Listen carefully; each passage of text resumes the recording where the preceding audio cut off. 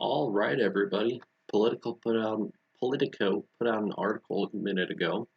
Democratic senators propose $2,000 monthly payments to most Americans. This is huge news. With the virus going on, stimulus packages are necessary to an extent, but $2,000 a month is a lot. So let's read into it, read a little about it, figure out where this falls. So, this bill has some big players in a part of it. Let's start off with first.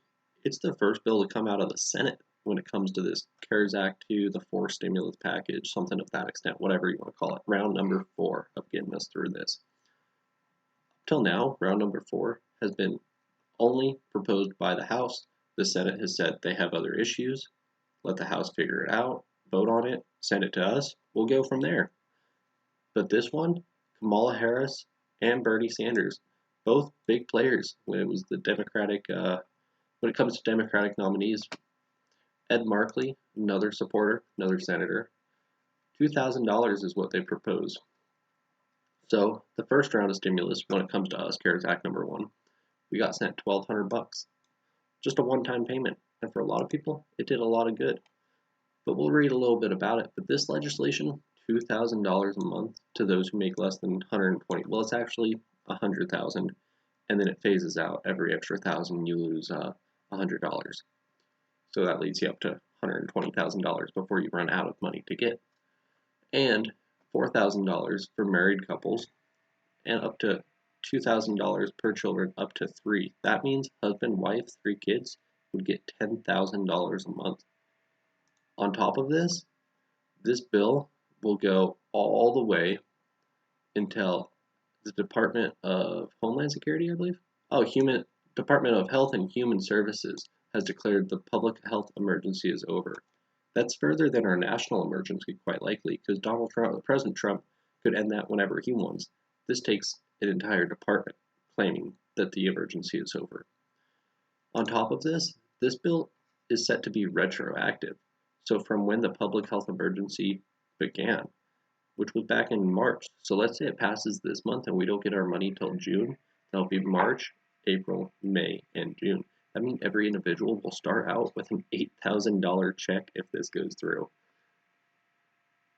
This also, by the way, has a provision in there. Here's the bill, by the way, the draft has a provision in there for undocumented immigrants who do pay taxes. Anybody who has that, I believe it's called an EIDN number or an EIDN, yeah. So every person paying taxes in America will get this bill so long as they make less than $100,000 or $120,000 or $240,000 combined if it is a married couple. On top of this, CNBC put a little article out about it, and I just wanted to point out one fact because it's very interesting reading through this, and it points out a lot about what I believe in, and I'll speak to that here in a moment. If we look down here, it mentions this sentence right here. CNBC research poll released this week. People who make less than $50,000 a year, 47% of them said that they couldn't cover their cost of living for a month. A month. After taxes, $50,000 is only like $3,500.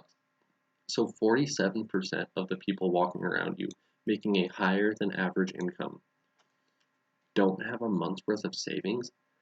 That's insane. And look at this, battleground states, Arizona, Florida, Michigan, North Carolina, Wisconsin, 31% of it said that they could not afford their essential items for an entire month if they lost their source of income. That speaks a lot to the FIRE movement, and not just FIRE movement, just financial responsibility. You know, we never know when something like this will happen. If you lose your job, get sick, have to visit a parent, anything. And the fact that some people don't have the cash to be able to support them even for a month blows my mind. And it's something that we have to do better about as humans. And I'm a little worried that what we're seeing right here, examples of this $2,000 a month, our $1,200 stimulus, our unemployment insurance getting vastly grown, though needed to an extent, I'm worried that a lot of Americans will lose the values of self-dependency.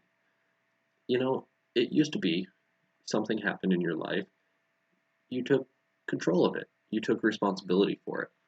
You looked at it through those eyes, and you dealt with the repercussions. But now, even though this isn't necessarily our fault, not being prepared for situations out of our control is still our fault.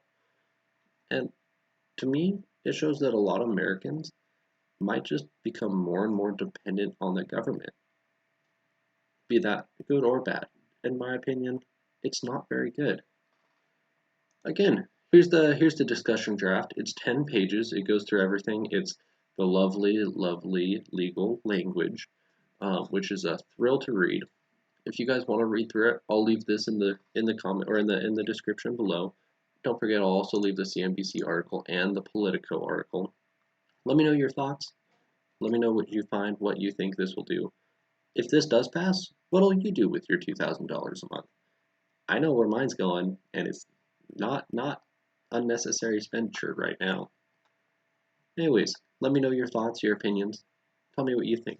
And don't forget, do your own research. Learn your own advice.